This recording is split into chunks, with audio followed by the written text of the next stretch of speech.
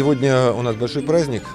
В День учителя в нашем городском республиканском реабилитационном центре открыта летняя рекреационная площадка, состоящая из нескольких объектов.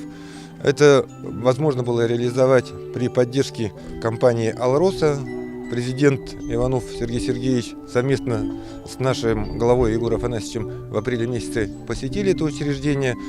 Сергей Сергеевич посмотрел, что очень комфортные условия созданы для наших детей и заявил желание оказать поддержку нашему учреждению, выделил из собственных средств сумму, и вот сегодня эти объекты введены. Очень хорошо, что наши социальные партнеры обращают внимание на детей, на наших, которые оказываются в трудной жизненной ситуации.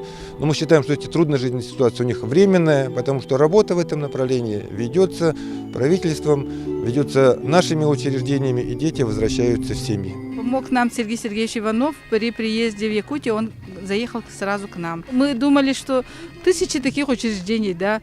И вдруг он, оказывается, помнит, оказывается, знает и заботится, и отправил деньги. И мы вот быстренько освоили под эту площадку, и вообще рады сегодня. И дети рады, с удовольствием выходят, играют.